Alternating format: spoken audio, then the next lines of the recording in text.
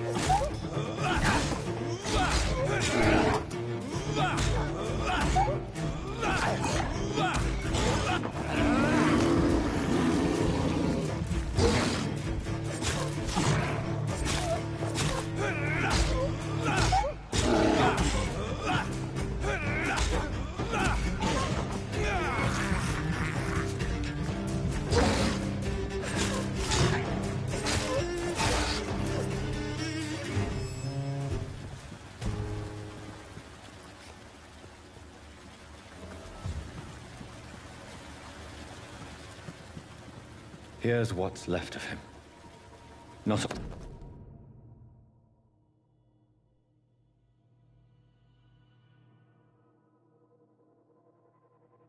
some voucher for a free checkup in Whitechapel. What is Nurse Crane up to? I really must find her.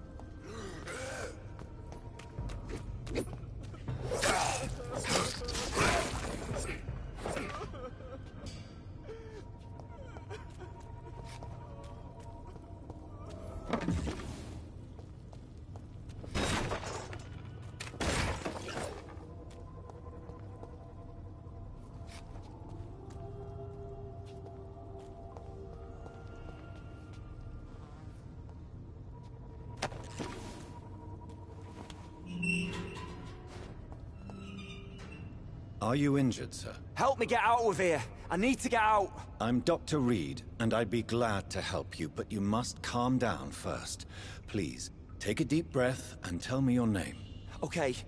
I'm Oswald Thatcher. Please, I need to get out! Mr. Thatcher, your friend Newton sent me to help you. Do you remember him? Yes, I do. Good. Now leave this place and enjoy the cool night air. It's quite invigorating. I'm sure you'll feel better if you do.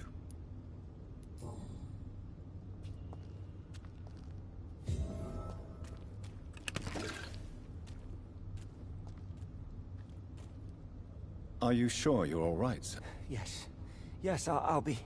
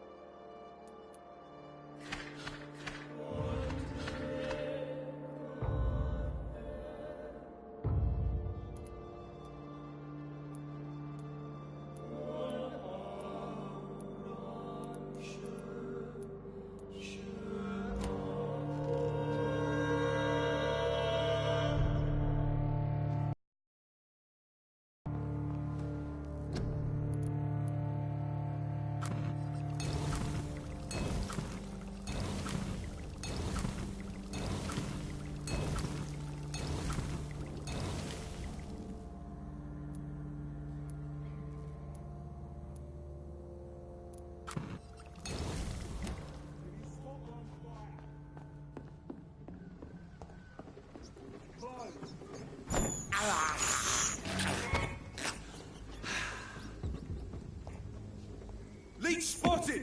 What the... Die, vermin!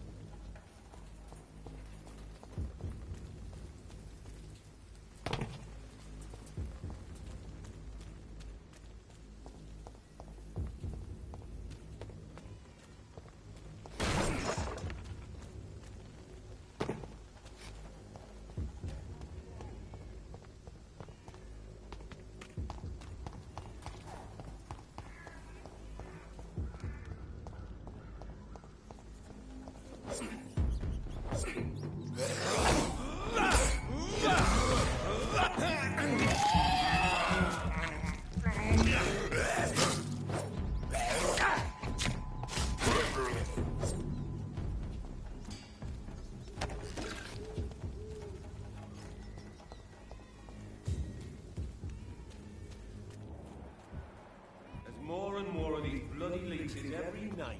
Aye. It's too strong! We have to stop it! Shit, that leech is fast!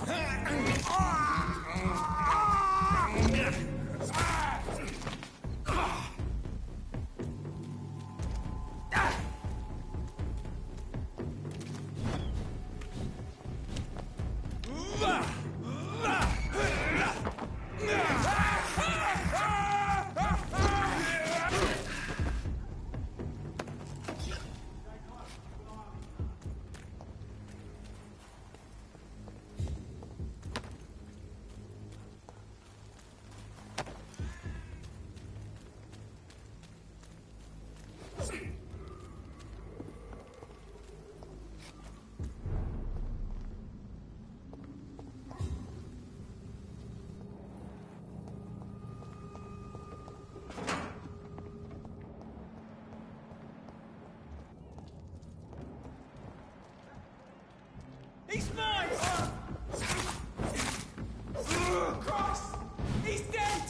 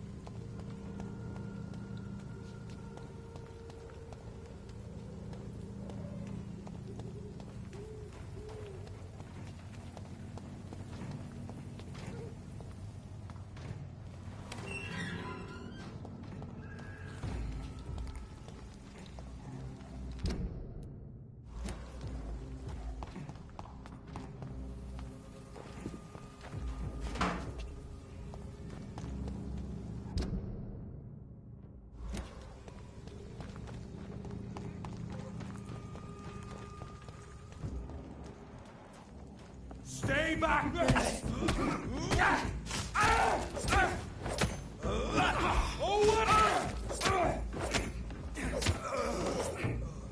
This man stunned me with his faith. His crucifix. This is not good news.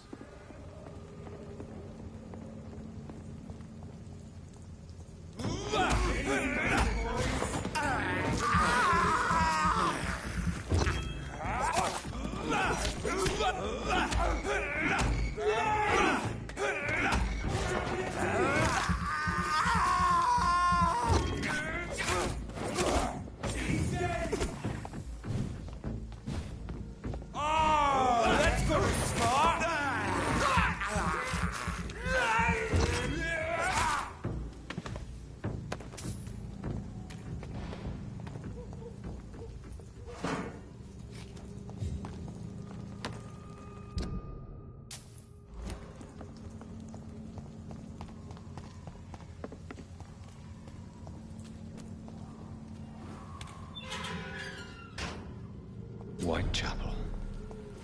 This neighborhood is linked somehow to the kind Lady Ashbury's blackmail. First, let's find this Petrescu fellow. Good evening, miss. I'm Dr. Reed. I'd like to ask you a few questions. I know what you're thinking. A tall stranger who meets a girl in the street at night. It reeks of the penny dreadfuls. But I mean you no harm, truly.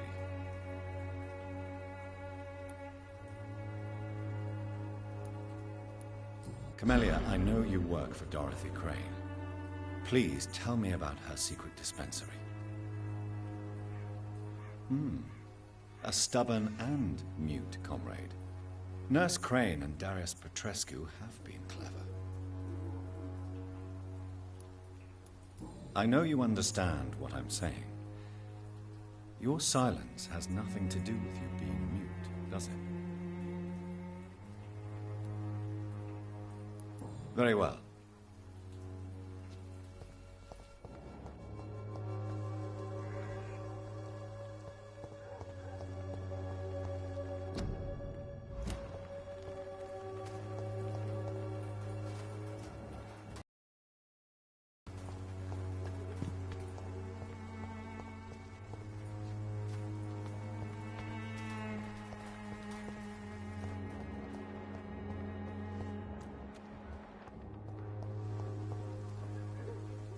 Excuse me, sir. Are you familiar with this part of town? Name's Clayton Darby, reporter. Sorry, I'm new to Whitechapel. But perhaps you could help me since you're a journalist. My name is Jonathan Reed. Dr. Reed, the famous surgeon. I'll gladly help if I'm able, sir.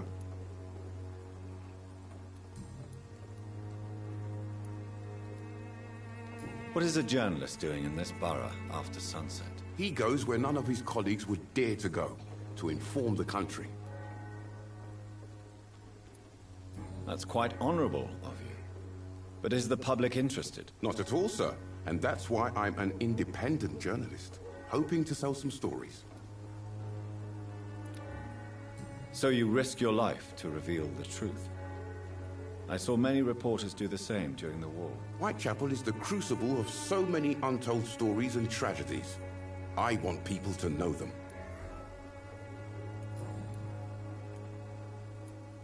Have you any idea of the danger you face in these streets at night? I've had to run and hide more than once from frenzied mobs incensed by the fever. Do you think the flu is really responsible for this, Doctor? I'm convinced there is more at work here than a simple epidemic. Really? To be honest, I could say the same. Some of the sick I saw or heard of. My God, what happened to them? Why are the newspapers keeping silent about the Spanish influenza?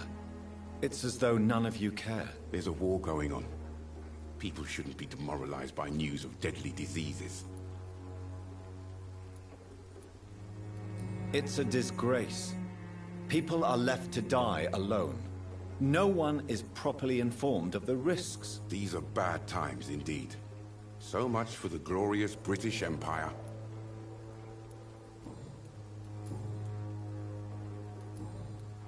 Goodbye, Mr. Darby.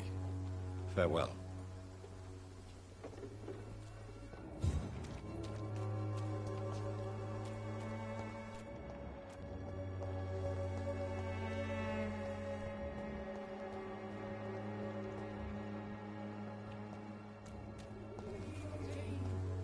Unable to see the true horror.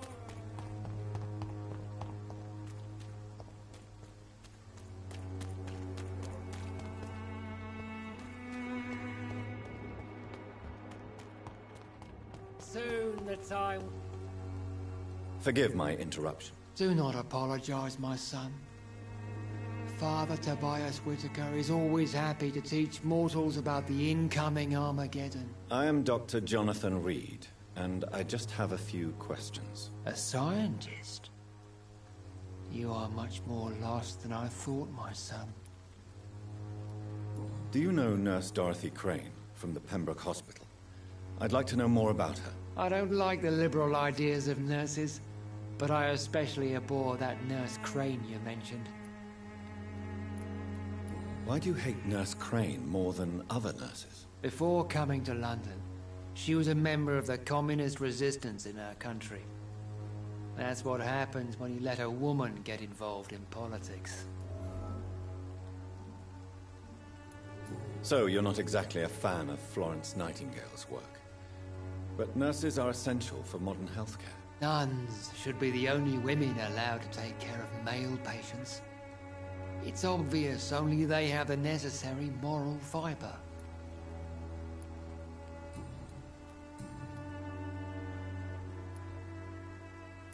What do you mean when you say that I am more lost than you thought? All scientists are entangled in a world of causes and consequences, and most of them can't see the plain truth. Quite a judgmental opinion, if you ask me. But what do I know? Blinded by science as I am. But you are seeking answers, aren't you? Answers about the Armageddon about to strike the city. Answers about the hidden truth. I am. But the answers I seek are based on facts, not superstition.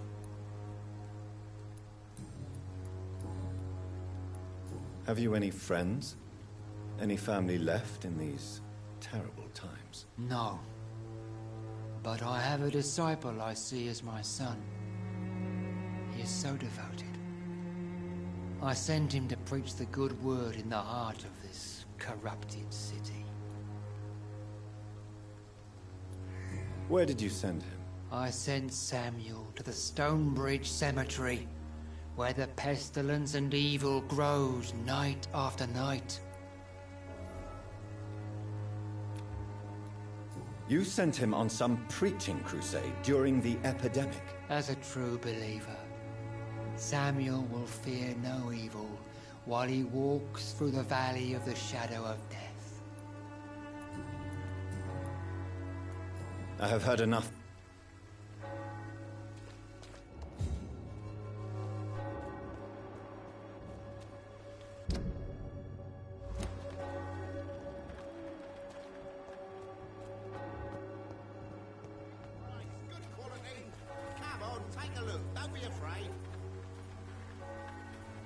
Excuse me, sir. I have a few questions for you. Another journalist? I didn't answer the first one, so piss off! I'm not a journalist, I'm a doctor. A doctor, you say? It's quite a rare breed in this part of town. Really? But still, here I am. Dr. Jonathan Reed, at your service. I'm Joe Peterson to some, but Colossus Joe to most. And I don't remember asking for your service, sir. Have you heard of a nurse named Dorothy Crane? She's a colleague of mine, and is supposed to live around here. Dorothy Crane? Yeah, I know her. One of the few good souls who dare to help the sick around here. Could you please tell me more about her? She's a nice girl. Tries to help the migrants. I offered to give her a hand, but she said my reputation would attract too much attention.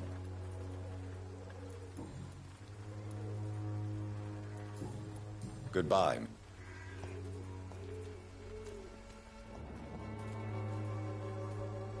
Welcome, sir. Please, take a browse of my wares. I am Dr. Reed. I would like to ask you a few questions, if you don't mind. Doctor? Interesting. I'm Barrett Lewis. Usually I don't have time to waste with talk, but at this hour of the night I can hardly refuse. Right then. Show me what...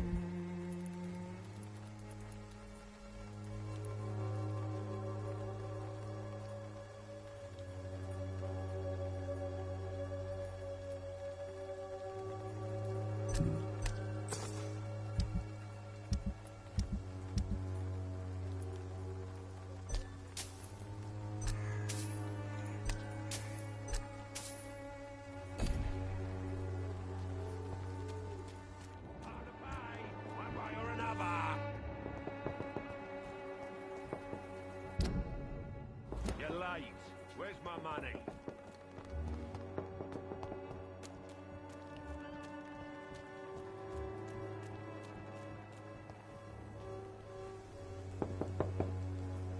Hello, young man. I'm Dr. Reed, and I would like to ask you a few questions. May I enter, please? Sorry, no, sir. My father does not like people entering our house, you see. Your father is worried about you, boy. He asked me to look for you. So my father actually worries about me, then? Okay, then. Come on in.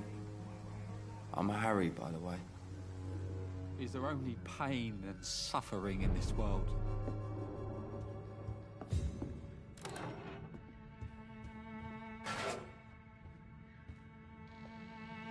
So, may I ask you a few questions? I'm not bothered.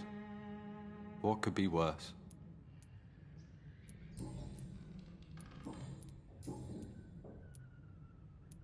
How do you feel? I'm fine. I mean, it's not easy every day, but I'm fine. I'm just tired of being sick all the time. If only I could be tough like... Well, you know. Speaking of which, what can you tell me about your father? My father is an idiot who makes idiot things. That's all I have to say. Forgive my bluntness, young man, but you don't seem happy living in Whitechapel. Why should I? I never wanted to come here in the first place. It was my father's decision. And look around you. Does this look like an... Best when he found this house. Times are tough for everyone, young man. That's exactly what my father says. Harry, you should be grateful for what you've got. I wasn't even consulted when we moved here. If life here is so terrible for you, why don't you just leave this place? Have you ever spoken to your father about it? I don't go outside. It terrifies me so. I went outside once without my father noticing and I saw terrible things. Bloody and frightening things. So that's why you stay at home all day? For fear of the epidemic? I'm not afraid of disease or death, Dr. Reed. It's the living I'm afraid of.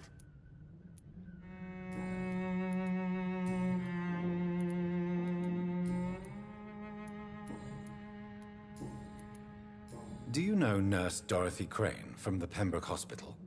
I'd like to know more about her. Yes, I know her. She came here to examine me when I was very sick. She said I should go out more. Goodbye, young man. Is there only pain and suffering in this world?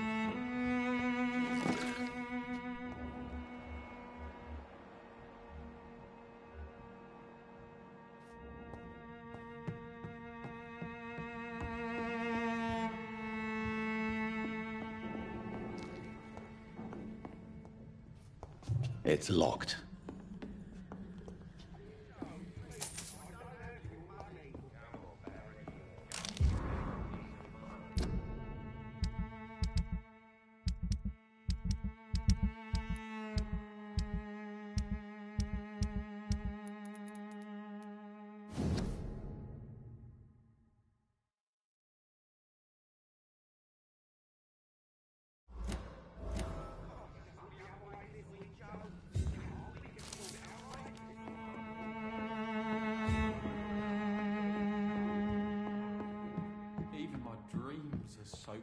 gloom.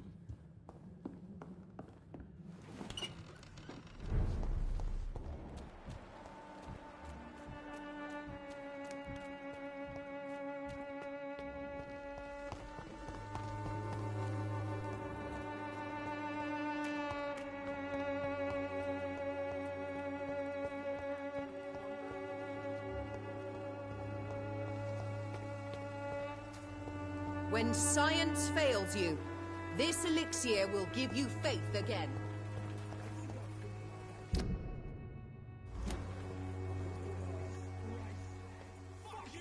The Swanbrook Curial can be the answer to all your problems. As long as you have the money.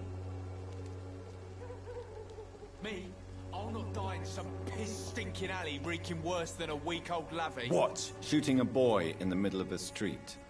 Not the best thing to do, wouldn't you say? What? You saw what happened? Who are you? I'm Dr. Reed, and I'd like to ask you a few questions, if you promise me to set your gun aside. No. Look, I'm not a violent man. I'm Benjamin Palmer, doctor. And no one can help me. Not even you. I have found a very interesting letter. Your son planned to prove his worth to the gang by stealing your medicine. Oh, I see. So the little bugger thought he could use his dad to build a reputation. The gang's recruiter was dead when I found him. Perhaps you should take better care of your son. I love my Albert, sir. Believe me. It's just... well, I'm an arsehole, I suppose. Anyway, thanks for the letter. This is for your trouble. A gun, alcohol, and a bad temper make a... Not me. Are you all right? The bastard hit the wall next to me. I don't even know if he meant to miss. If you've been hurt, I can help you. I'm a doctor. Name's Albert. Remember it. Now bugger off. What happened? Did you really steal that man's medication? Hey, I didn't do anything. It ain't me. Medication and drugs are a rare commodity in East London. So you picked an easy target, didn't you? Sod off, mister. You ain't got no clue what's going on here. Bastard was a soldier in the war, so now he's got the right to shoot me. It's true. I'm not familiar with this part of town. Perhaps you could help me. I said sod off. Go find yourself another guide. Goodbye, young man. Me? I'll not die in some piss-stinking alley reeking worse than a week-old lavvy.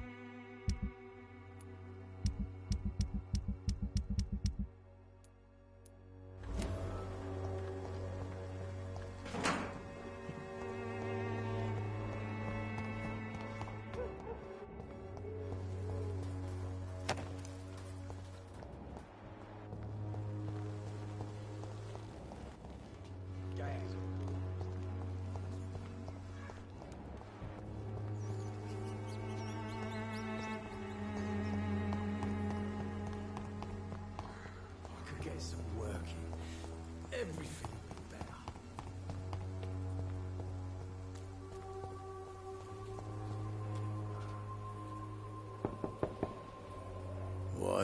What do you want? Leave me alone. Good evening, sir. I'm Dr. Reed. I'm looking for Nurse Dorothy Crane. There is no Dorothy Crane here. Now goodbye. I'm afraid this medical leaflet says the opposite, sir. Really? Well, I'm afraid I'm going to close this door right now. Go bother someone else, Mr. Doctor. To enter that house, I must discover who this man really is. Maybe I could start by observing what he's up to.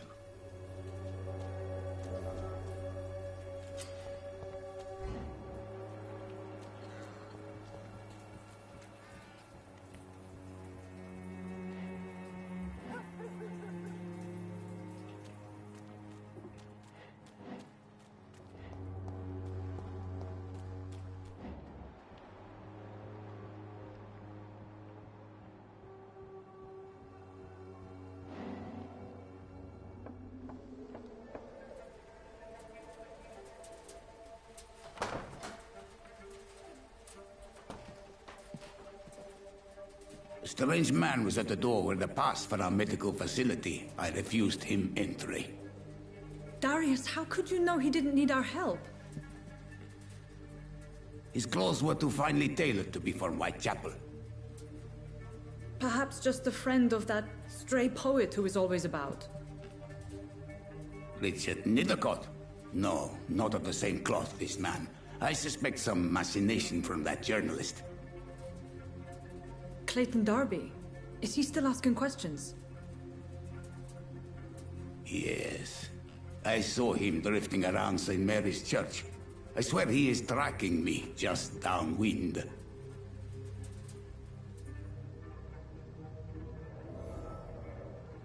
I cannot enter. I must talk to that journalist or the poet. They must know about Darius. Nearby the church they just mentioned.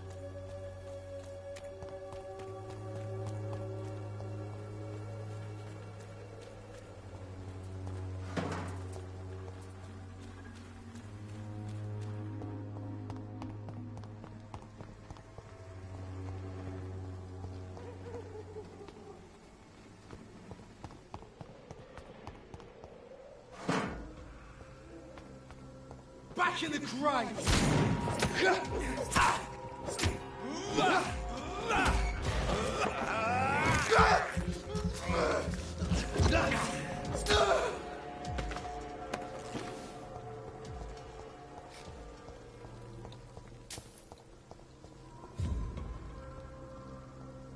Die, vermin!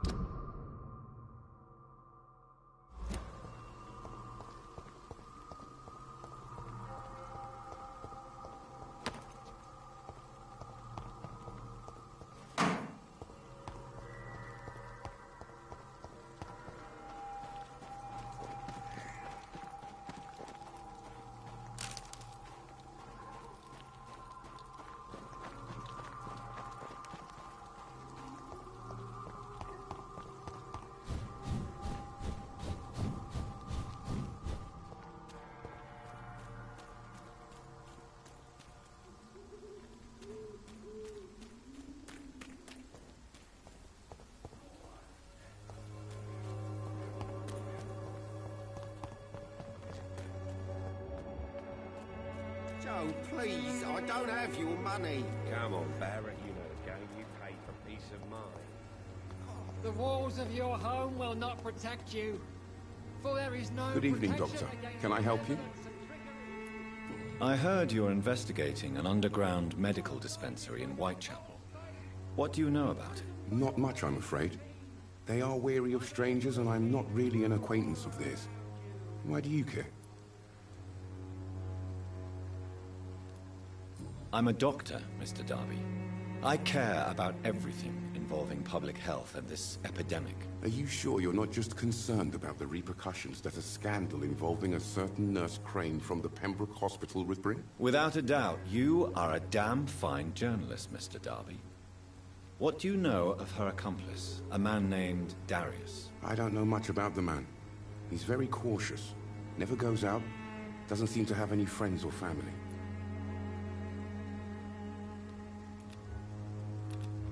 He never goes out? No.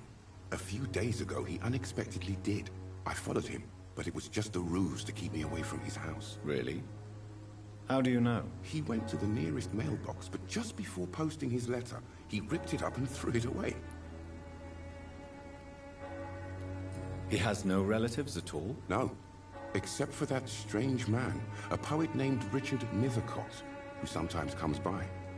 Darius would never let him in. Where can I find this Mr. Nithercott? He spends most of his time lurking around Whitechapel, talking to himself or declaring verses. These days, you can usually find him behind the church.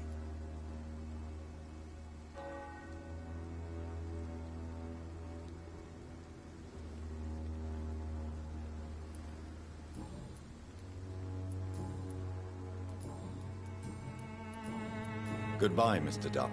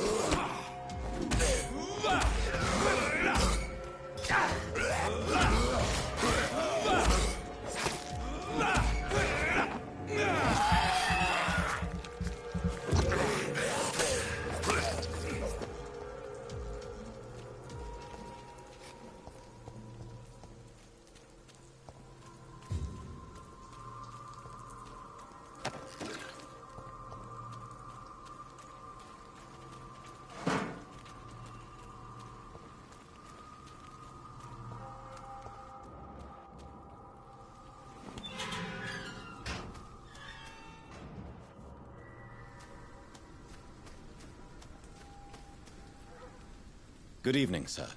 I'm Dr. Reed. I would like to ask you a few questions. Please be my guest. Although I may not be the best informant regarding this part of town, my words speak about that which the eyes cannot see. Really? Are you an artist of some kind? I'm a poet, sir. Richard Nethercott, at your service.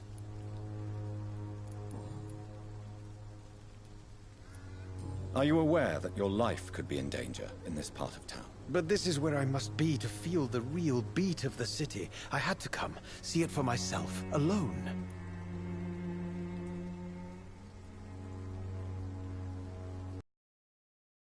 I understand your need for solitude, but it's not safe around here. I don't care. I don't have many friends, Doctor, and my family despises me. What are your thoughts on the terrible situation in this city? Terrible, you say? No. Of course, the death of so many innocents is a tragedy. But the scourge has not been all bad for the city. Oh, no, sir. What are you talking about? Do you remember London before the flu? Noisy, cacophonic, quiet nowhere to be found. And now, listen to this oddly peaceful silence.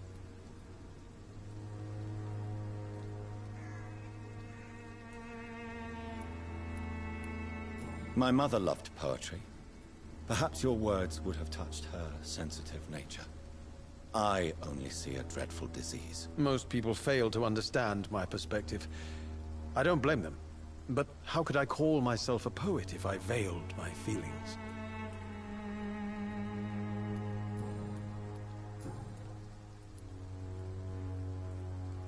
Tell me, Mr. Nethercott, why seek inspiration in Whitechapel? The place is not beautiful per se, but how to explain it? Stirring and challenging. Do you not think it a little morbid? On the contrary, sir. Whitechapel is full of life, full of beauty. Just like my dear muse, the wonderful Camellia. What can you tell me about Camellia? Not much. And that's the beauty of it. She can't speak, you know. She's a locked mystery who exhales kindness and sweetness.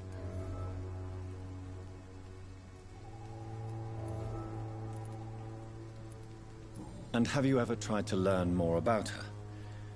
Where she lives, how she survives, whom she may know? Maybe I prefer she remains an enigma. Reality can be so dull, don't you think?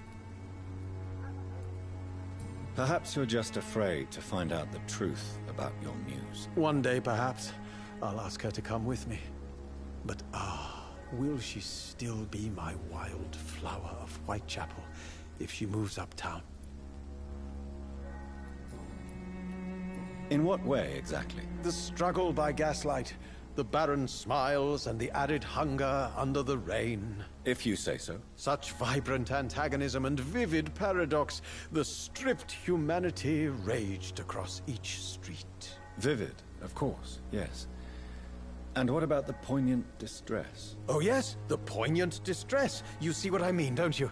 That's what I want to write about, and that's what Whitechapel is made of. Did you know the Mute Florist is a member of a secret society? No, I didn't. But I thank you for this information, sir. For it only enriches the mystery surrounding the precious camellia.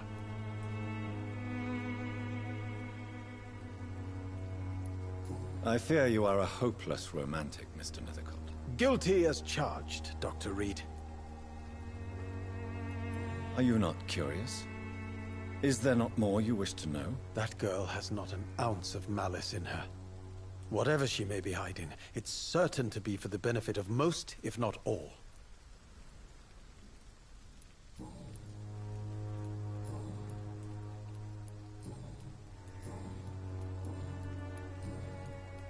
May I ask you a few questions about the district? Extraordinary part of town, is it not? I'll be glad to help you, if I can. I'm looking for Dorothy Crane, a nurse who lives in this vicinity. Dorothy Crane. Oh, I love the name. The Crane of Whitechapel. Sounds very mysterious. But, sorry, no, never heard of her. What can you tell me about an old man called Darius? Darius Petrescu? Yes, I know him. At first, I thought he was only a small publisher. I invited him to publish my work, but his reaction was pretty clear. Not interested in your talent? Darius is an old political activist who takes delight in printing tracts and lampoons. Those communist activities only require mediocre writing skills. I'll leave you alone.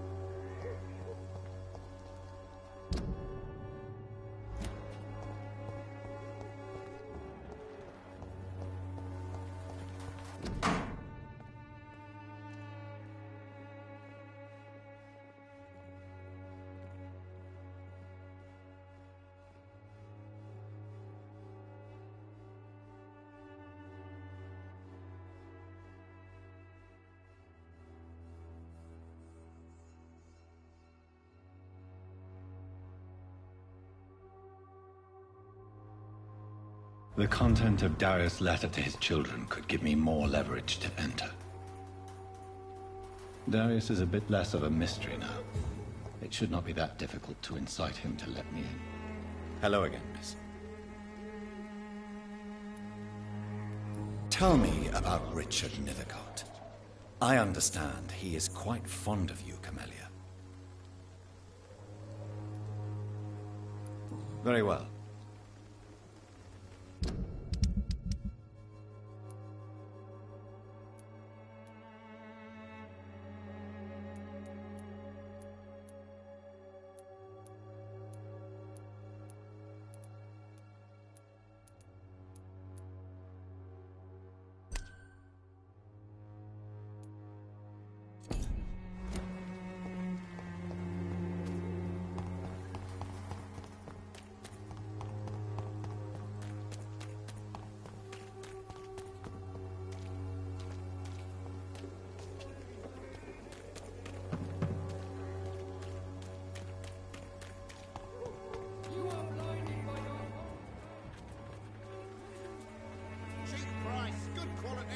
You again? What do you want this time? According to you, physicians are scarce in this part of town. Why is that? Not familiar with this neighborhood, are you? I guess your fancy colleagues are too afraid of being stabbed in the back. This part of town does have quite a reputation. Would you say it's justified? Totally. Look at me, for instance. I always look my opponent in the eye before knocking him out. May I ask what you do around here? I do whatever I want, and sometimes even more. Now sod off.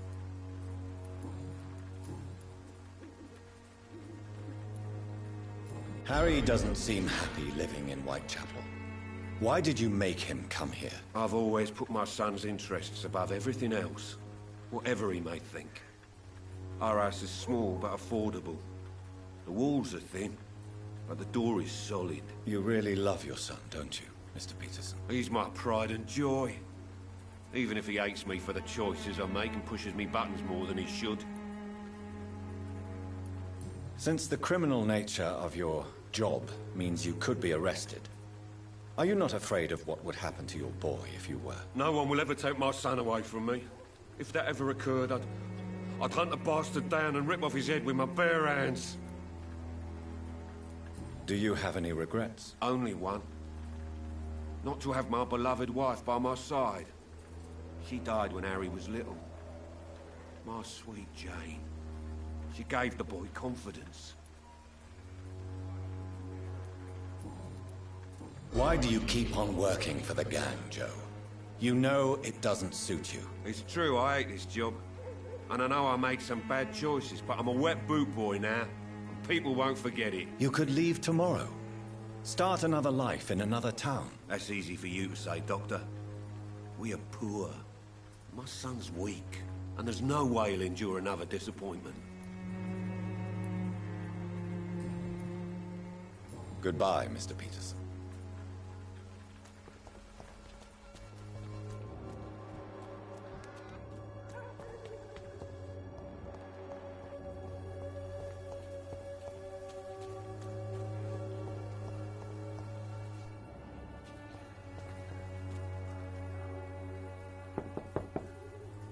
Mr. Petrescu, just 1 minute, please. You again? Go away. Sir, wait.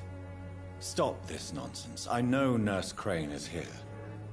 Shall we speak man to man, you and I? All right.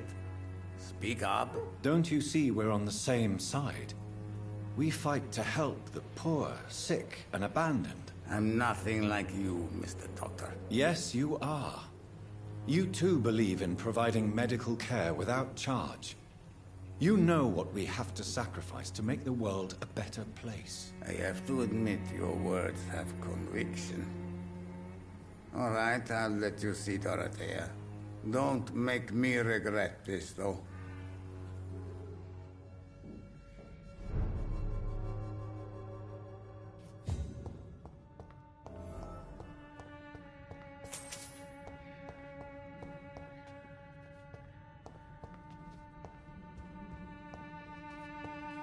It's locked, all right.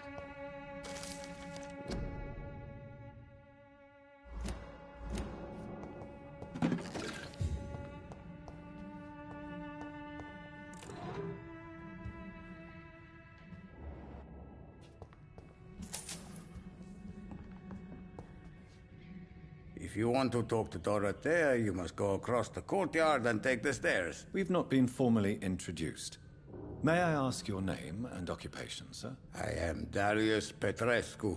I'm here to keep snitches and spies away from Dorothea. And I also run this little print shop. Tell me everything you know about Camellia, the mute florist. Afterlife, Doctor, but I'm almost convinced Camellia is an angel. She volunteered to give out our medical leaflets. Are you not worried for her safety? She is as brave as she is tough, and clever, too. If only I had met her when I was younger. Are you in love with Camellia, Mr. Petrescu? Don't be stupid. If I had met her when I was younger, we could have won our revolution. Who is she, really? Do you know where she's from? She's not from around here, that's all we know. Camellia is not even her name. It's her favorite flower. You say she has no close family? Well, there's that awful poet who constantly follows her around like a lost puppy. A good man for sure, but a very poor writer.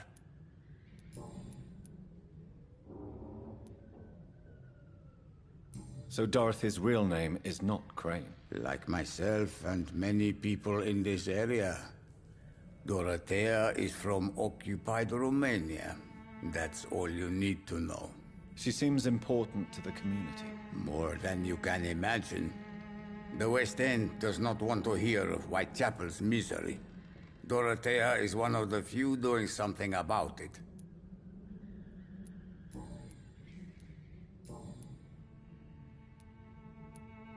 Do you have any family left, Mr. Petrescu?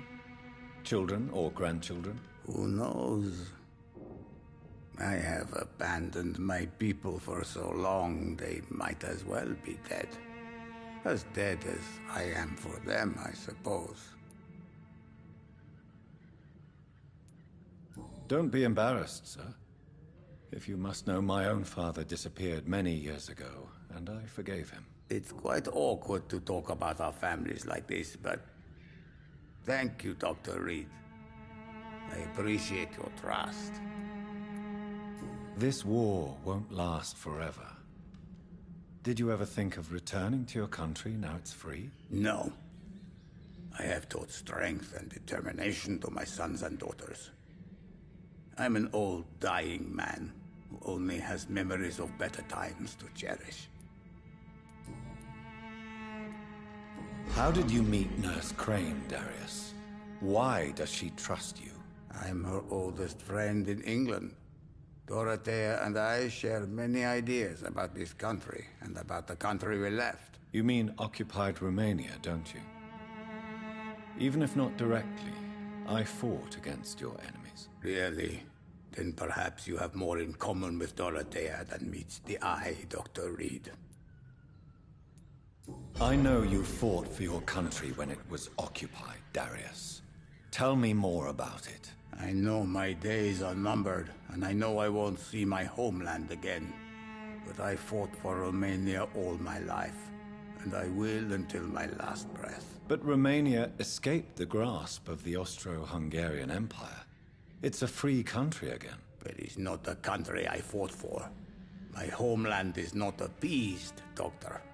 And I still see a dark future ahead for my people. Goodbye, Mr.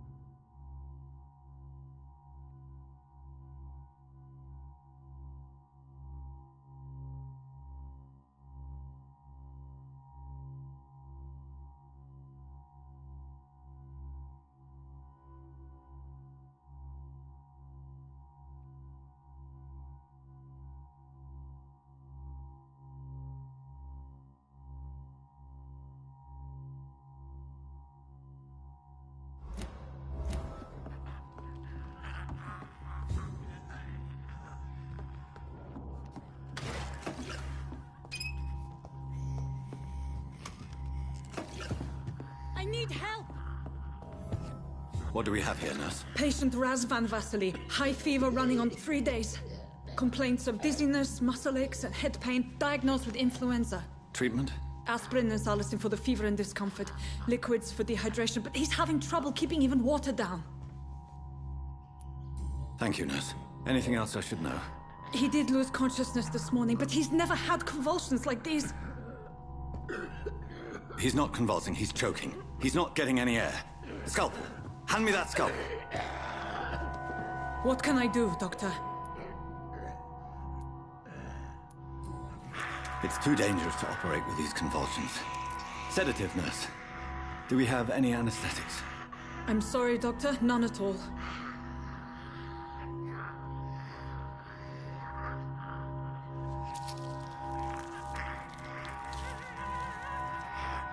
I need to perform a tracheostomy. Short pipe. That rubber tube will do. We're going to cut a passage for air through the neck. Yes, Doctor. He's breathing again, but he's coughing up blood. Internal hemorrhaging. I need to make another incision into the chest cavity to drain the fluids from the lung. Prepare another tube. A thoracostomy? Doctor, we've nothing to fight the infection. We need an aseptic environment. Right then, Nurse Crane. What do you suggest we do? I've no idea. I'm not the doctor. Time is of the essence. We need to perform a thoracic drain. Yes, Doctor.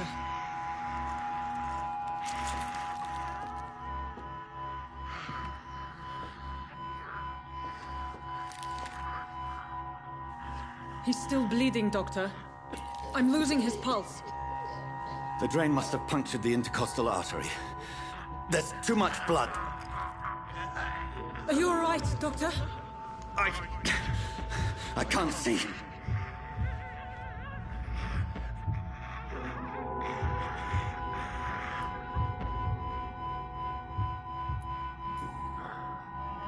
I must first suture the artery. Find the wound. The source of the blood. Needle and thread, Doctor. Good. The stitches are holding. How's he doing? We're losing him. We've lost his pulse. He's dying, Doctor!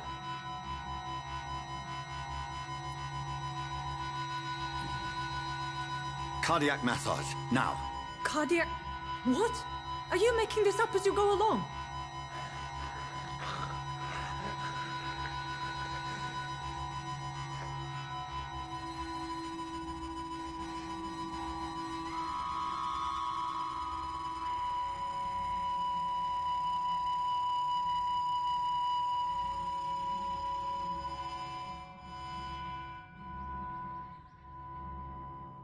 We've lost the pulse. He's gone, Doctor. Nurse, we did everything we could. Truly? Everything you could? Is that how you'll report this in your log? Is this how the war went? Piling up one poor corpse beside the next? This was not an influenza-induced seizure. I've never seen symptoms like these on the continent.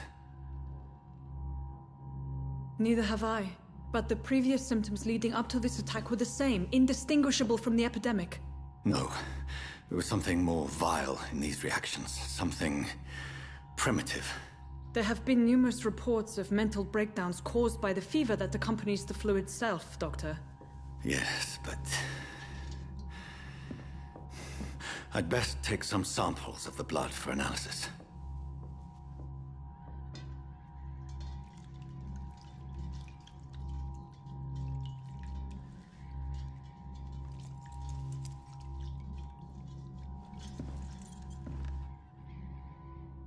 I doubt you're here to test my bedside manners.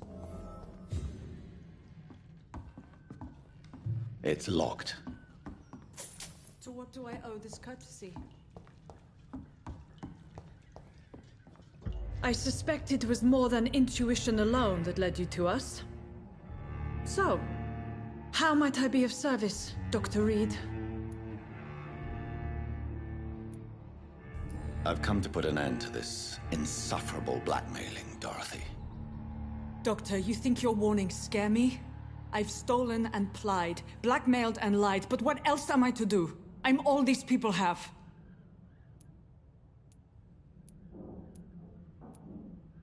But why Lady Ashbury? Why her, of all people? She's pristine and proper, all right. but that she-wolf in sheep's clothing murders the poor for sport. I have her where she belongs, and I'll milk her for all she's got. Dr. Swansea is a sensible and honest man. He wouldn't have refused your friend's care at Pembroke. It's easy for you to say, Doctor. These people cannot go to the police, nor to the hospital. They don't even speak English. They depend on me for everything.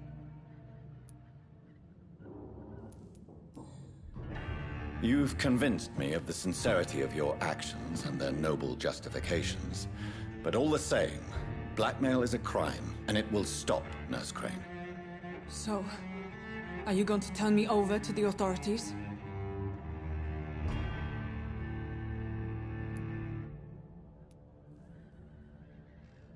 Listen very carefully, Dorothy. You will erase from your memory everything you pretend to know about Lady Ashbury and Pembroke Hospital. Let that rich bitch off the hook over my dead Nurse body. Crane, enough. Listen as if your life depended on every word. I know you've a generous heart who gives freely to those in need, but you shall walk away from the shadier streets of your business. I will never abandon... Dorothy, the discussion has come to a close. Your clandestine activities in the Resistance are over. Let it go. I'll let it go. Yes. All gone.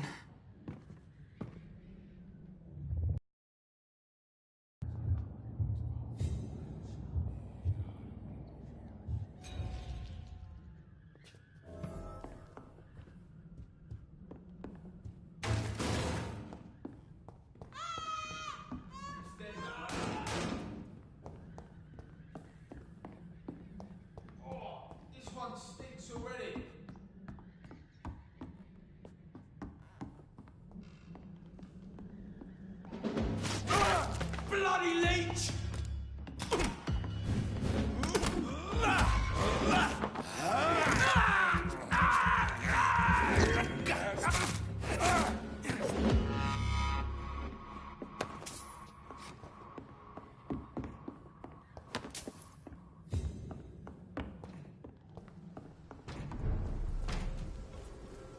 It ain't that!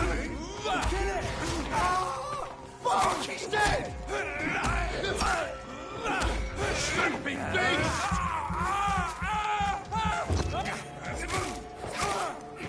Fight for that!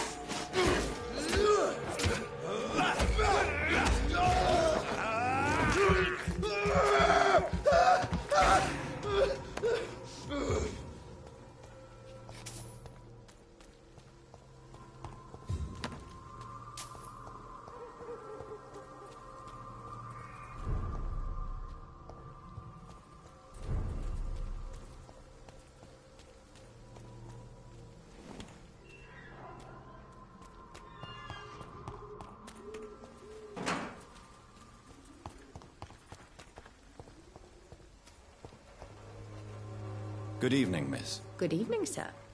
Are you interested in a miraculous cure for this unknown and deadly epidemic? Actually, I am. Then you have come to the right place. The famous Swanborough cordial is all you need to help keep you in perfect health. Oh, really? Why didn't I hear about it during my studies? I'm Jonathan Reed, by the way. Dr. Jonathan Reed. Ah, my brother has spoken of your research, sir. I'm Loretta Swanborough, and it's always a pleasure to meet a fellow healer. I'd like to see what kind of...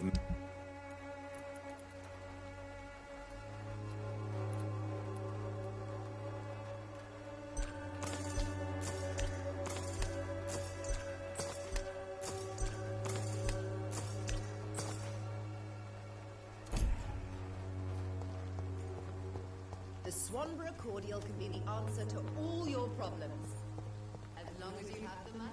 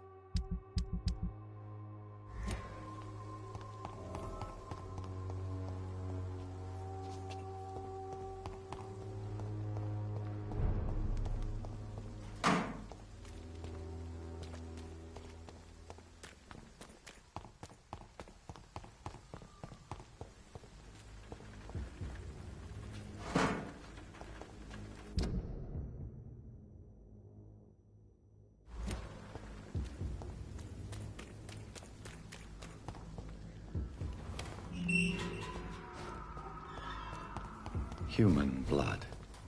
Whoever left these marks did so deliberately. Kill it, boy! Stop!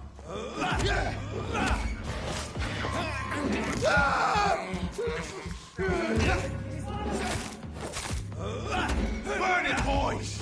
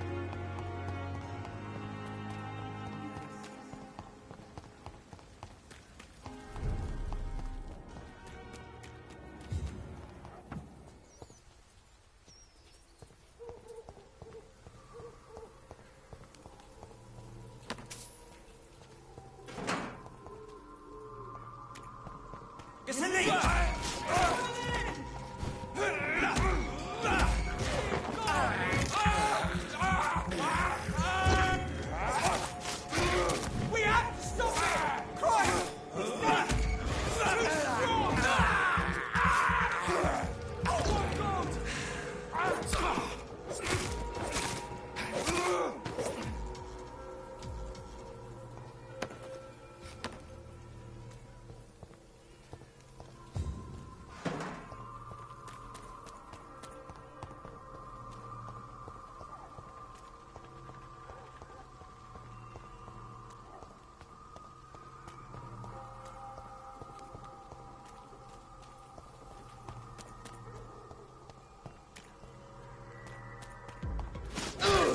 Die, leech!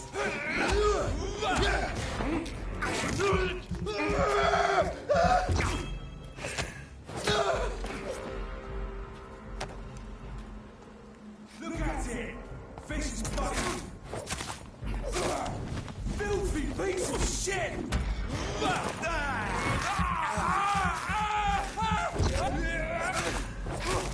That's gotta hurt!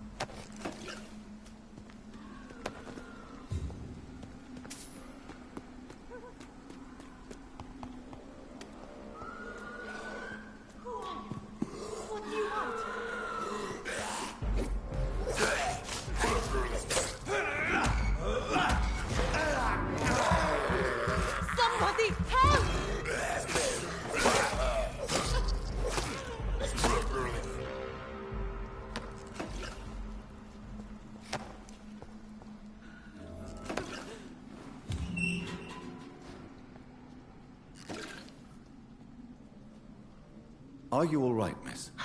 I don't know. Who were those people? They wanted to kill me. Why? They've lost their minds in the epidemic. They won't come back for now. You seem to know a lot about them, sir. I'm Dr. Jonathan Reed. I'm investigating this disease. I am Xiaoxun. Thank you so much for helping me, Mr. Reed. I must go to the cemetery now. Goodbye.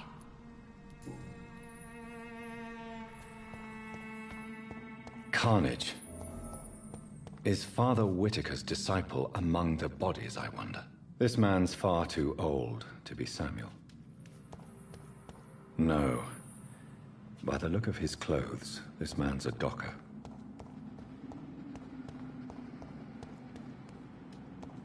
It's locked, all right. Samuel isn't here. I had better follow the blood trail.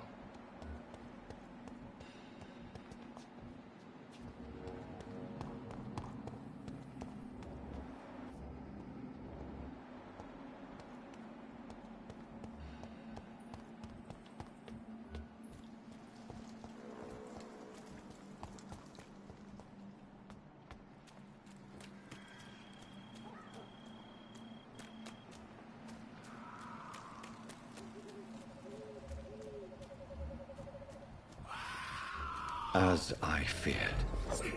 Samuel no longer preaches the good word.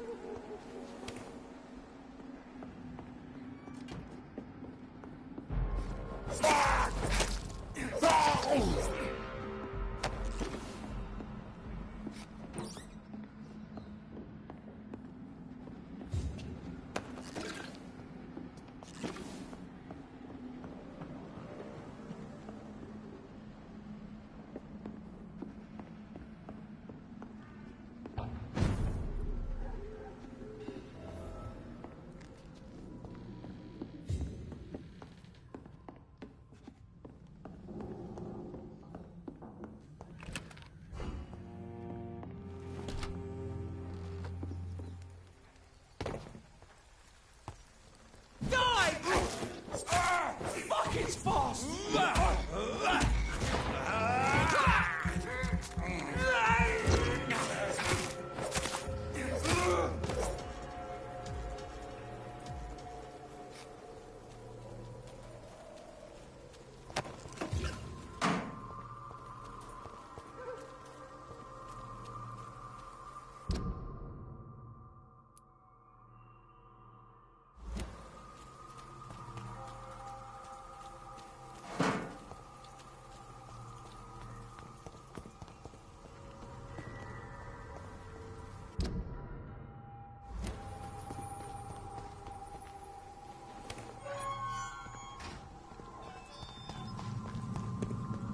Shut! Step away!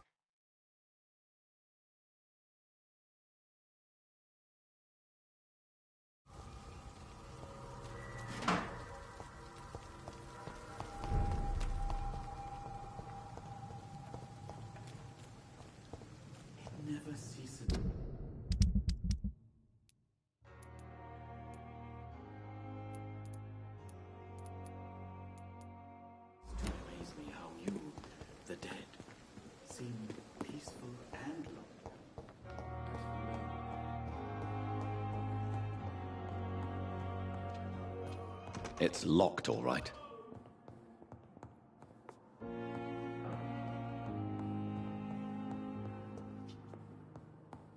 My sweet girl. Good evening, sir. I'm Dr. Reed. I believe we're going to be colleagues. Reed? Yes, I've been informed about your arrival. I'm Waverly Ackroyd. Welcome aboard, I suppose. Does my arrival inconvenience you in some way, Dr. Ackroyd? Let us just say that I don't particularly share Dr. Swansea's enthusiasm for hiring you.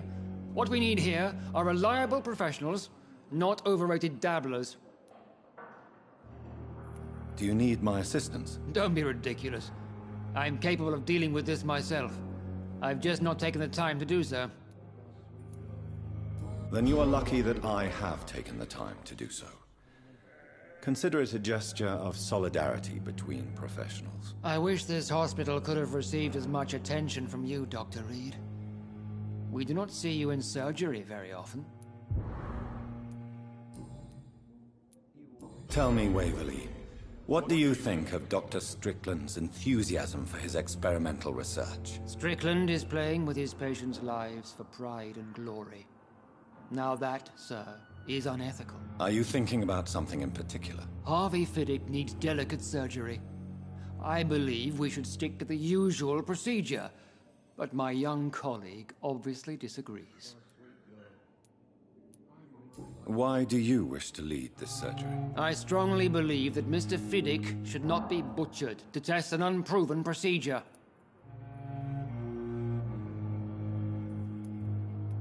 I really hope you're right about this, Dr. Ackroyd.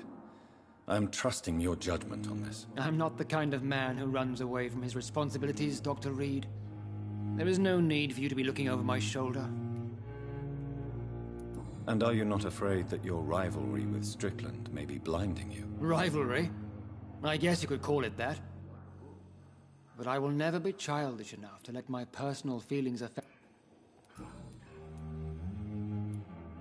If you have a problem with me, Dr. Ackroyd, please feel free to tell me. Dr. Swansea has imposed your presence on this hospital without asking anyone's advice. The benefit of his position. But I don't agree with it. I know we've never met before, but I believe this hospital could use all the help it can get. You will agree with that, I'm sure. Oh, but I have heard about you, Dr. Reed. Of course, you can't say the same about me, since I have not wasted my time courting the press. There is no need for such animosity between us. Don't you think the epidemic is already enough to deal with? That is one point we could agree on. And that is precisely why I want to be sure that you will be of help to this hospital, instead of a burden. Since your tenure in this hospital is longer than mine, perhaps you can tell me more about this place. Let's just say I'm tired of the carelessness around me. I have always respected the skills of Dr. Swansea, but over time, his enthusiasm has become displaced. Carelessness? Exactly what are you talking about? We're here to save lives. The people who trust us are not volunteering for experimentation. They're here to be healed. I don't intend to run any radical experiments, Doctor. Even if I, as any good practitioner should, express an interest in pushing the boundaries of medical research. Modern medical methods were created through audacity and ego. But there are rules in our line of work, and they're here to protect our patients.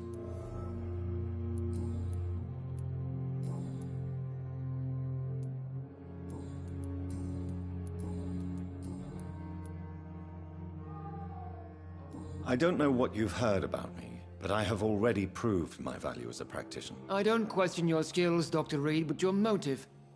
Is it money, fame, or are you truly dedicated? And what exactly is that supposed to mean? I served in the war just like you.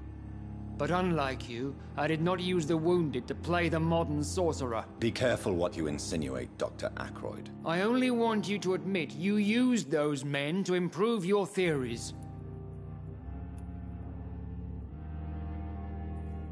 This is ridiculous. My blood transfusion technique saved many lives, and you know it. You see? That is exactly what I hate about people like you. You avoid this kind of accusation instead of facing reality.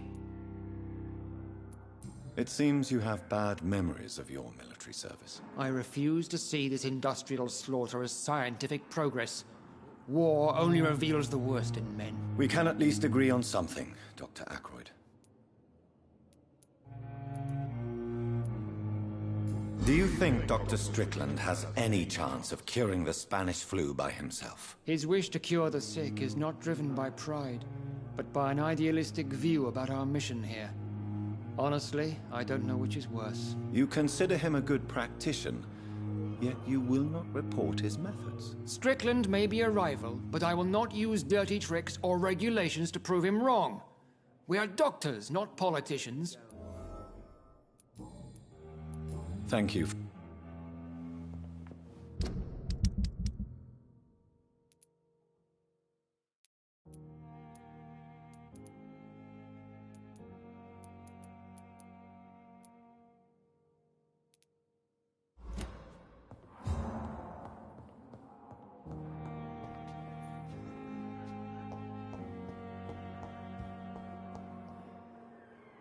Good evening, Nurse Hawkins. Good evening, Dr. Reed. Do you need medical help? I'm fine. Goodbye.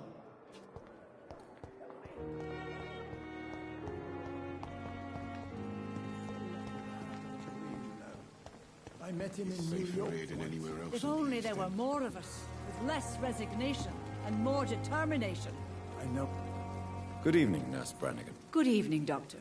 Do you require medical assistance, Nurse? I will be fine, as soon as I can get some sleep. Nurse, you won't be able to help people if you're sick. Take this, and do try to get some rest. I'll try, Dr. Reed. Thank you.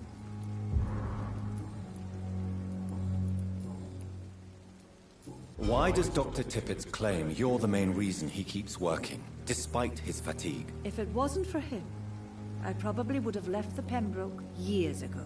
Dr. Tippett does not think of you as just a nurse anymore, does he? If you're suggesting he's not taking my gender into consideration when it comes to medical practice and knowledge, I really hope he doesn't. Goodbye.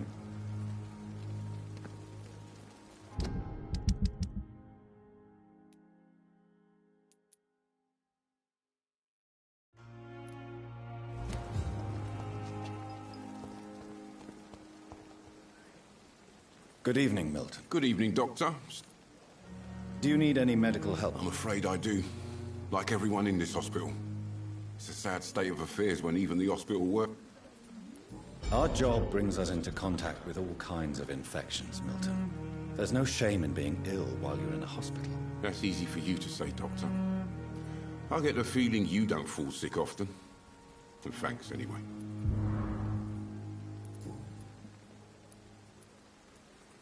Are you really smuggling weapons through the hospital? And why not? I've already been attacked by patients, you know. And by gang members willing to steal my money. But you're not defending yourself.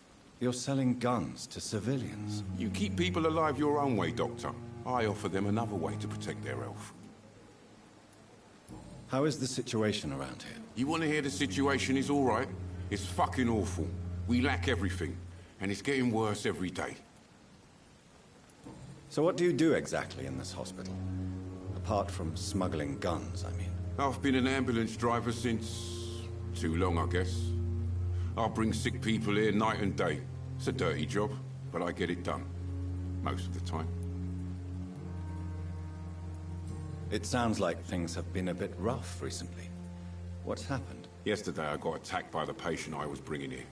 I escaped through the hospital's garden, but I lost my wallet when I was running. You left an infected patient outside the hospital?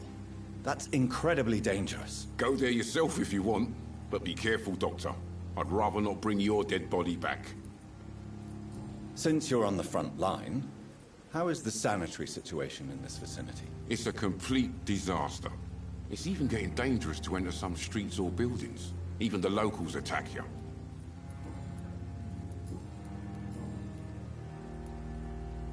Tell me why you're extorting money from some of the patients here. If a patient wants a bed, he'll have to pay me a little fee. That's all. Where did you get the idea for such an immoral scam? Funny you should ask. The first time it was from a patient who bribed me to get a bed. It's only then I realized I could make a fortune. Goodbye.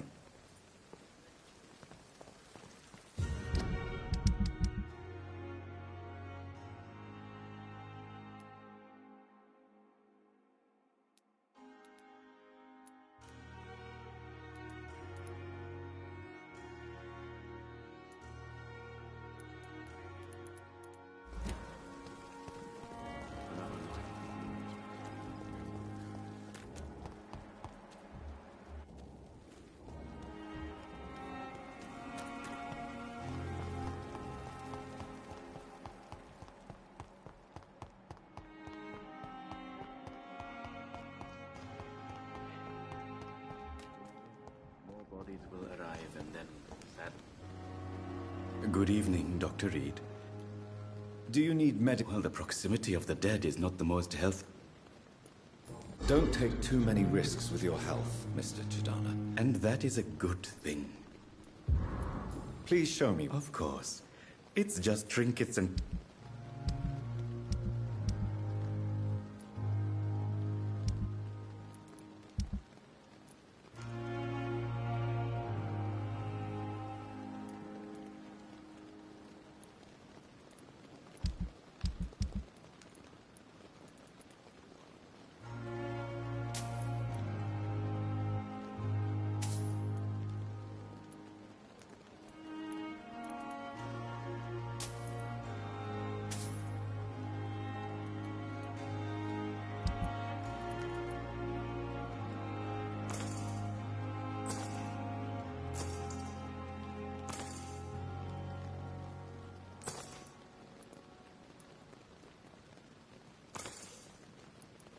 Tomorrow, more bodies will arrive.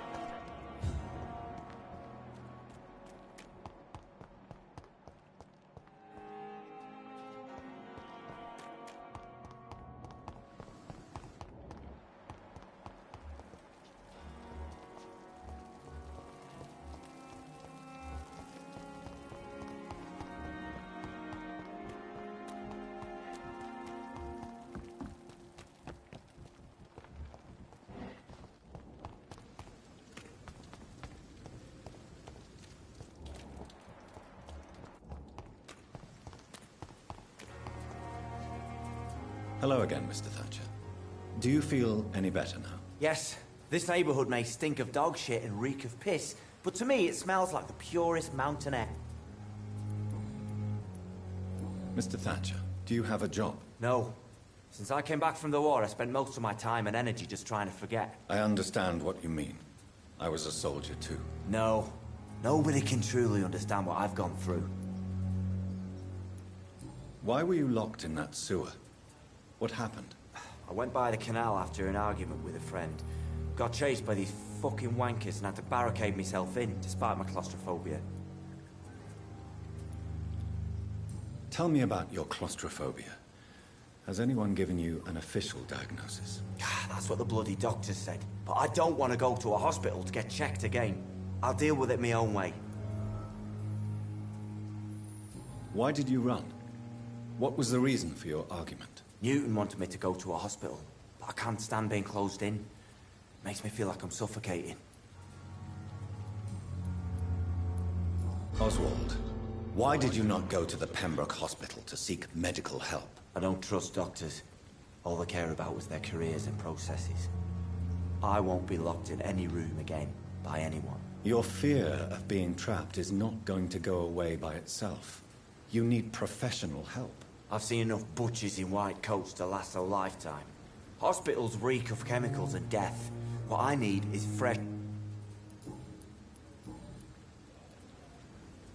Do you want to talk about why you have this fear of being enclosed, Mr. Thatcher? No, I really don't. An irrational fear like yours is usually rooted in a specific event. Perhaps it would help to talk about it. Well, Doctor, take a guess then, if you're so interested in my case. When I rescued you, you expressed joy at seeing the sky again. So I'm inclined to believe you were trapped or buried somehow. Maybe during a shelling. Jeez, you're good, Doc.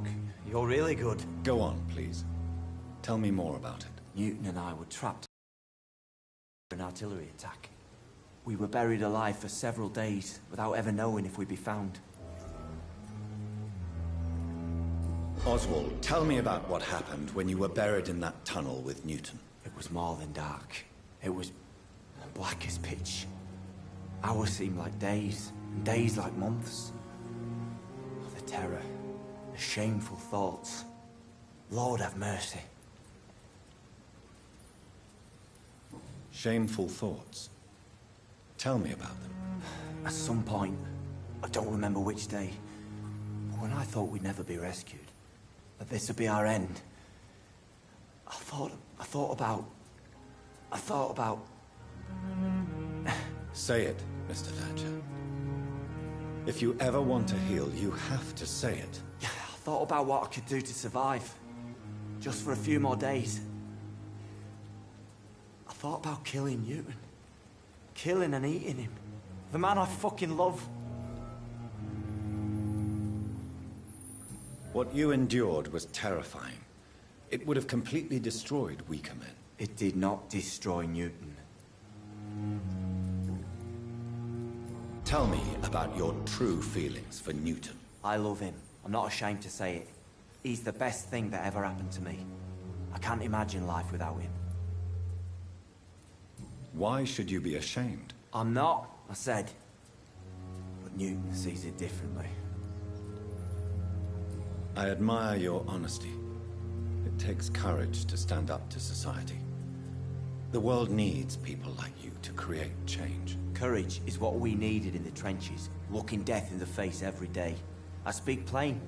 I speak my mind. Have you always been this straightforward? All I know is, before you saved me by the sewer, my only regret was I wouldn't be able to hold or kiss Newton again. I love him, that's all.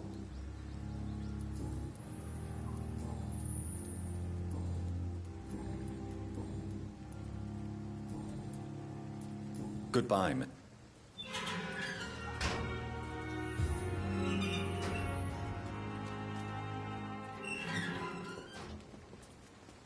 Good evening. Evening, Dr. Reed. Do you need medical attention? Don't get me wrong, sir. I'm grateful for what you've done, but I've never felt comfortable with doctors.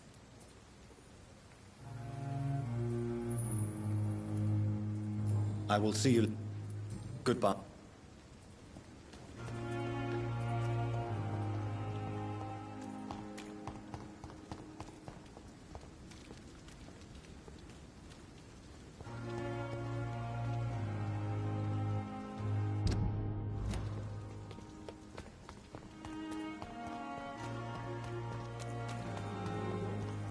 If only there were more of us, less resignation and more determination. Disgust on every street corner. The daily routine.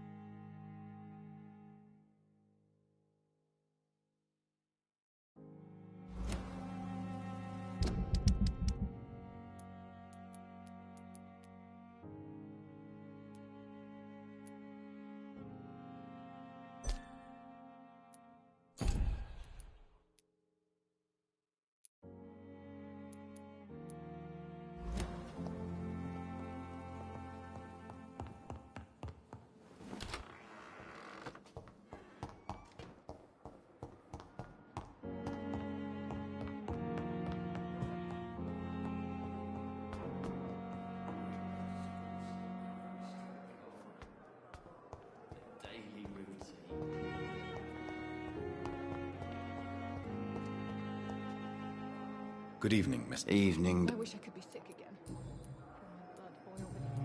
Soldier, do you need assistance? Not really. I think I caught something in this bloody hospital. I swear I'm dead. Yeah, it's smart. As long as you remain here, I will make sure you don't have to worry about your health. Don't think you can do much about it. Goodbye for now. Time has lost its effect on me, but the suffering continues.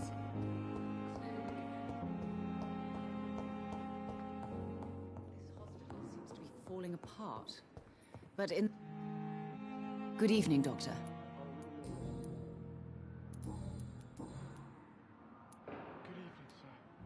What do you think of your reception here? Any complaints? I have had the uttermost reservations about this hospital since we arrived. But we had no other choice, considering the state of emergency. Is there something in particular that's bothering you? Some of the staff were not especially welcoming. I suspect they're not accustomed to dealing with patients of such social standing. Tell me more about your arrival at the Pembroke Hospital. What gave you such a bad first impression? The ambulance driver was quite rude, for a start. And that nurse, Miss Hawkins, seems to have quite a dubious attitude. What do you mean? She managed to secure a bed for my son despite the epidemic. It was a relief, but it wasn't cheap. I share your concern, Mrs. Goswick. Be sure that I'll talk to the people involved. I don't expect compensation, Dr. Reed. But I'm aware such behavior would not be tolerated in other hospitals. She charged you for a bed? Yes, and I paid without question, considering the urgency of the situation. What can you tell me about yourself, Mrs. Goswick? Not much to say. Just take care of my Mortimer and I'll cover all the expenses. That's all that matters. Are you really that rich? Most of the patients here are of a more humble origin, if I may say so. Yes, thanks to my husband. May he rest in peace. I can cover any needed medical expenses. May I ask if you have an occupation, Mrs. Goswick? I'm a teacher by profession. I teach young women who are more ambitious about their futures than their families.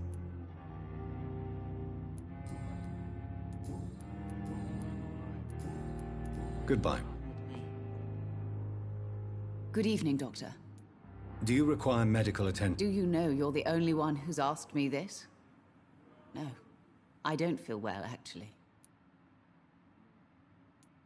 Despite what you think about this place, I can tell you with absolute certainty, taking this will help you recover. Well, at least your reputation seems well deserved. Unfortunately, I can't say the same for this hospital.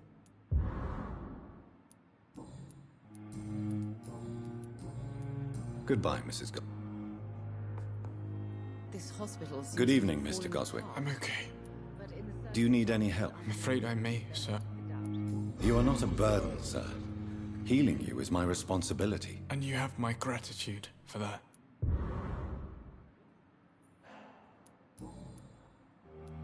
Tell me about yourself, Mr. Goswick. I don't want to talk, Doctor.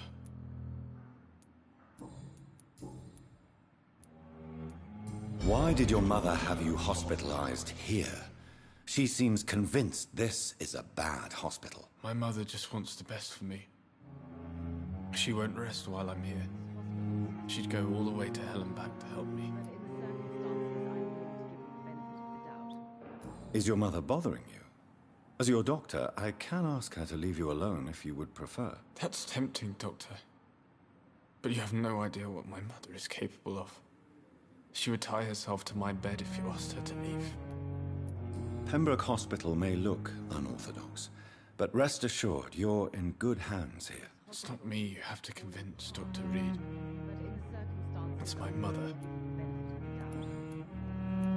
How painful. So painful, I'd rather... I'm sure you realize a doctor and his patient have to communicate, sir. Would it help if I gave you some paper and a pen? Not really. I see. Then maybe it's not just your throat that hurts, Mr. Goswick. Perhaps your sore throat is just the consequence of something more hurtful. Yes, maybe. But I don't want... I have... Good evening, sir. Doctor. Good evening, Doctor.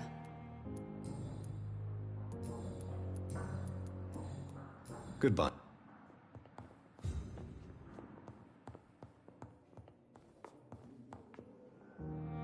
Good evening, Mr. Good evening, Dr. Reed.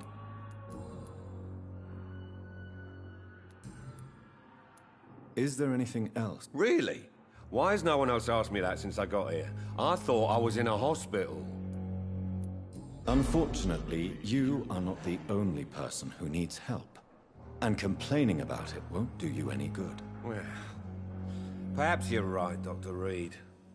I'm sure if me missus was still alive, she wouldn't be happy with me going on like this. Goodbye for now. I will not let you down, my boy.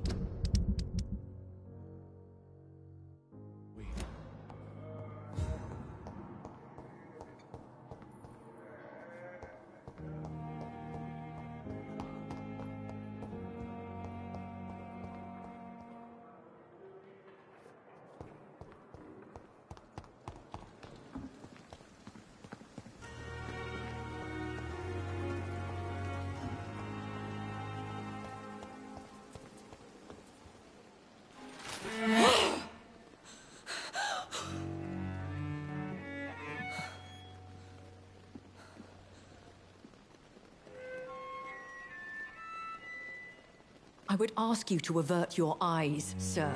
Or did you not know it was rude to stare? I knew it. Speak up, Dr. Reed. I like a man who speaks his mind. You killed him. He trusted you. And you killed him. Spare me your sarcasm, Jonathan. You are but newly born in this world. We are vampires. We live by leeching the blood from weaker prey. We are Darwin's next chapter. His cynical and perhaps ultimate expression. The situation is somewhat awkward nonetheless. I have not been observed sustaining myself for many decades. I have to say I'm a trifle embarrassed. Anyway, I have concluded my inquiries concerning your blackmailer. I see. Please excuse my agitated state. Under normal circumstances, I wouldn't let anyone see me in this condition. The case is closed, your ladyship. The person who took advantage of you has, shall we say, seen the error of her ways. So who was it? My lady, the blackmailer was dealt with using the utmost discretion. The culprit's identity is of no relevance. Thank you, Jonathan. That is exactly what I needed from you. You have proven your loyalty, so, as a friend, please accept this small token of my appreciation. Thank you, my lady. If you have an inclination to learn more about vampires or your current situation, I will be glad to aid you in your quest for knowledge.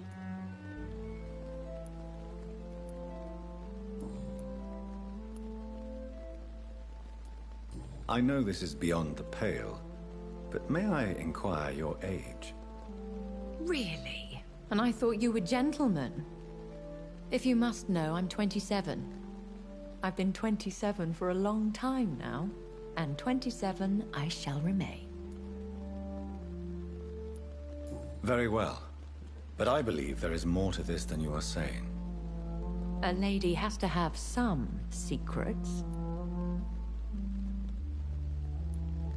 And who bestowed upon you this eternal youth? My maker. He left this isle a long time ago.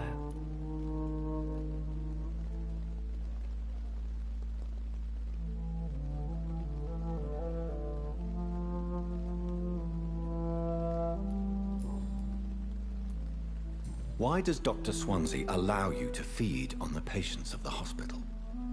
Dr. Swansea is a good and compassionate man. He is trying to find a solution for our hunger.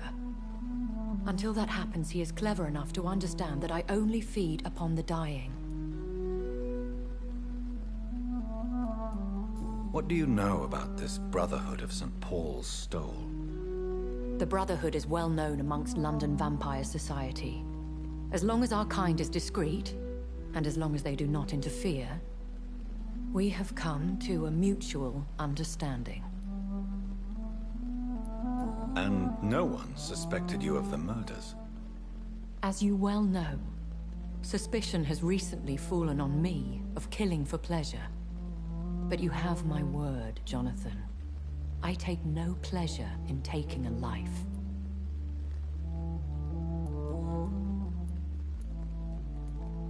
Why did you save me in the canning factory? I could hardly stand by and watch such a promising young blood as yourself be torn to shreds by some gutter scowl. What type of vampire is a Skull? Not a true vampire. The deformed offspring of lesser vampires. It is a shame these creatures run wild, slaves to their baser instincts. William Bishop wasn't the vampire that created me then? No, Jonathan. Whatever their strength and demeanor, Skulls are the progeny of careless vampires. It cannot be the other way round.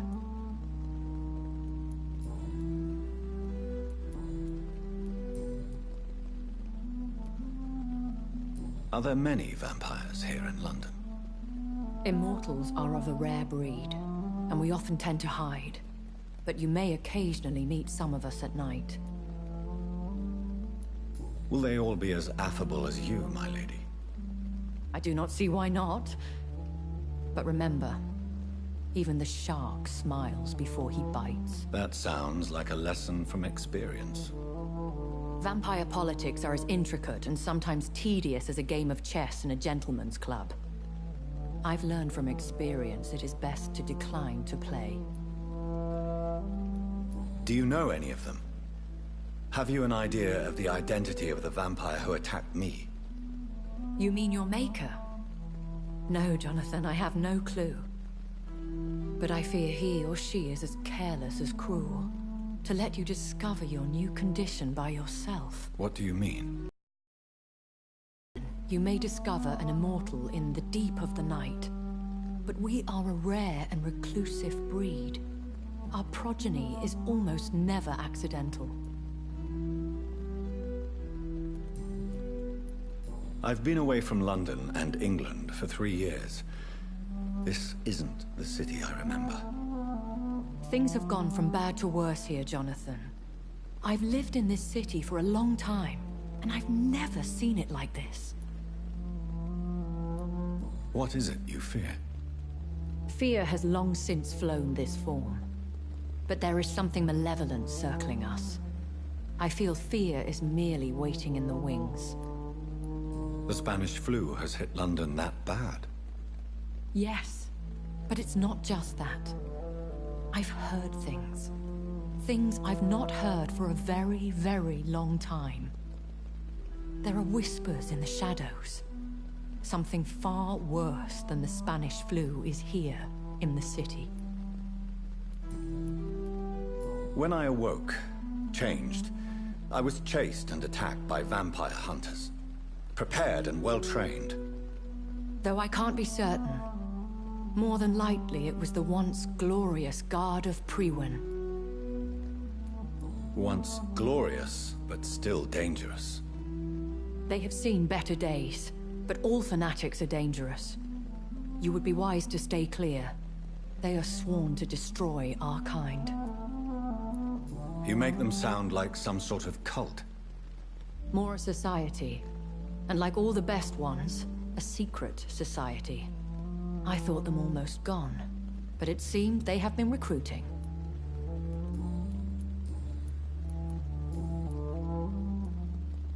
A vampire? Is that what I am? What we are? Such a crude word, defined by penny dreadfuls and drunken hacks. No. You are now an Ekon, and that you shall remain. So we are Ekons. How can I identify us amongst other vampires? How to put it? All Ekon are vampires. But all vampires are not Ekon. We are but a branch of the immortal tree. Are you an Ekon too? Yes, I am. We are the closest thing. I've been hearing a voice talking in my head. Is this some kind of insanity? It's the vampire that created me. Hush. Tell no one this. It would be unwise to talk of such things amongst British immortals. Speak no more of your maker. Excuse my forwardness, but are you my maker? Me? Goodness, no. Only a foolish immortal would create a progeny without taking precaution, and I'm no fool. How could this cause offense? Only the powerful immortals can mentally call to their progeny. No vampire or hunter will sleep easy, knowing that an unidentified elder is stalking the streets of London. I don't understand. Why was I created and then left for dead? That is a question only the one who made you can answer. It's not normal practice. I doubt even if you find him, he will answer you, considering how cruelly he treated you. So me being a vampire could have been a mistake. I very much doubt it, Jonathan. Contrary to the legends, it is not as simple to make another vampire by just biting someone. I'd like to avoid creating another vampire by mistake anyway. Tell me, how is it done? The process is dangerous. It could even kill your potential progeny. If you did decide to sire an offspring, they must drink of your blood, Jonathan. I bid you farewell. I must quickly analyze the blood I took from Nurse Crane's patient.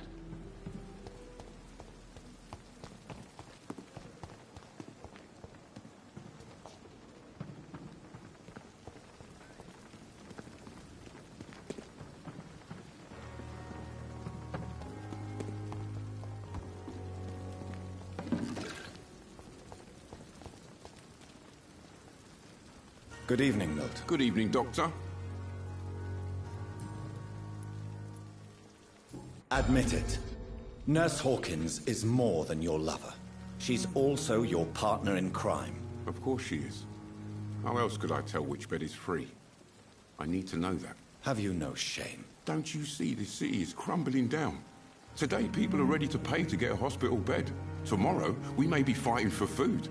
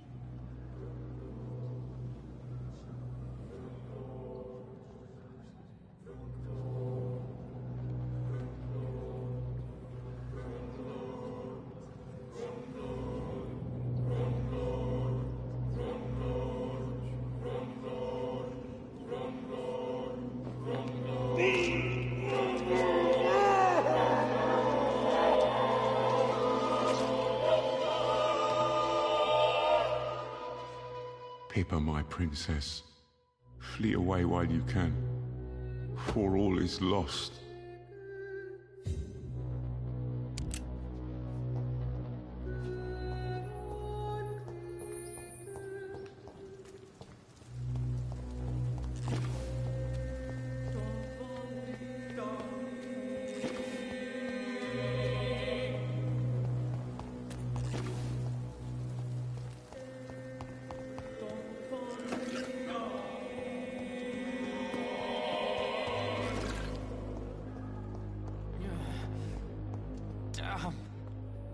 Good evening, Nurse Hawkins. Good evening, Dr. Reed. Milton cheats patients out of their money at this hospital, Pippa. Are you his accomplice? Yes, I am. Is this your definition of being useful? By abusing the sick and poor? No. It is my definition of getting out of this useless life once and for all. Why do you do it? Why not? Most of the sick who paid for a bed are already dead, or will be soon. Don't you see the futility of all this? You put a price on hope. This goes against everything you swore to uphold as a nurse. Report me then, Dr. Reed.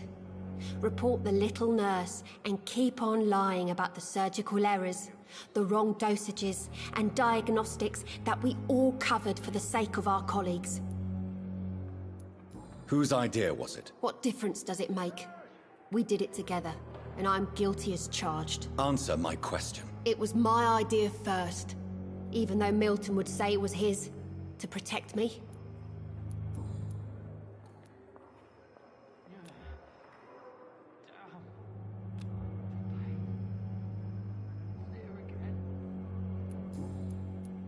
Goodbye, Nat.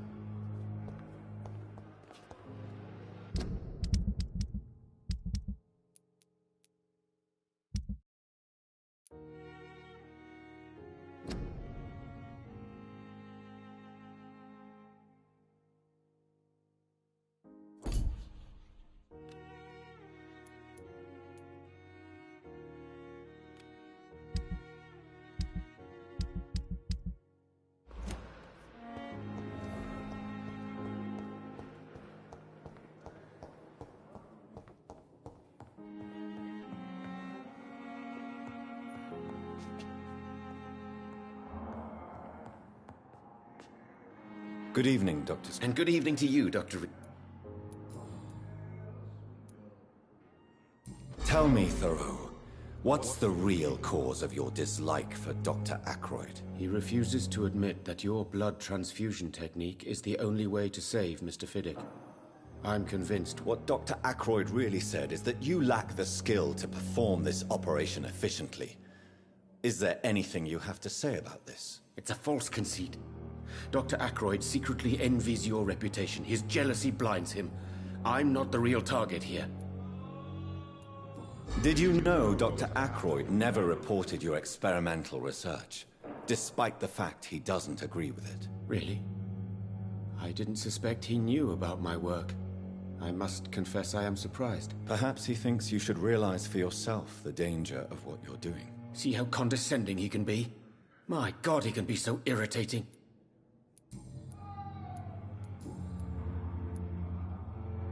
What do you think of Dr. Ackroyd's aversion to modern medical methods? It's a shame he's so narrow-minded. Dr. Swansea taught me that science is about exploring uncharted territory. I'm convinced that's true. With the influenza and all that's going on, you should put your differences aside, don't you think? Why is it so difficult to work together? I believe that if Dr. Ackroyd had been the one to discover the transfusion process, he would be the first to recommend its use. So you believe it's just a question of jealousy and pride? Dr. Ackroyd is as proud as he is blinded by his obsolete concept of medical science. Goodbye.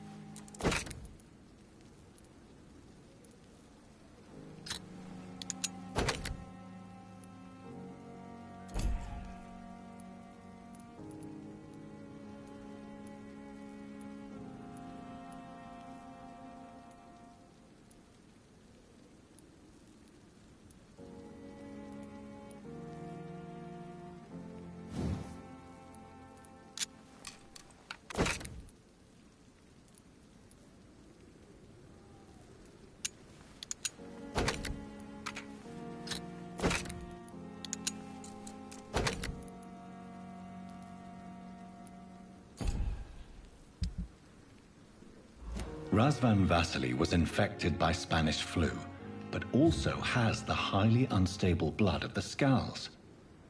Is the London vampire epidemic transmitted through the flu?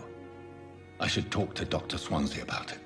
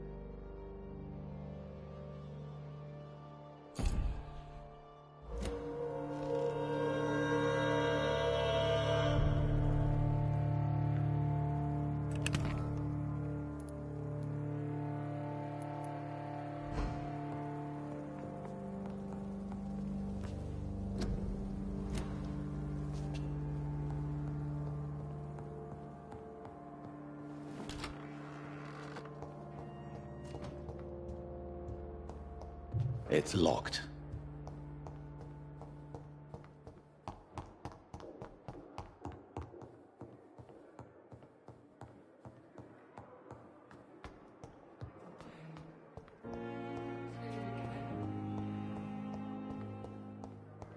I wonder what your last thoughts would be, sir.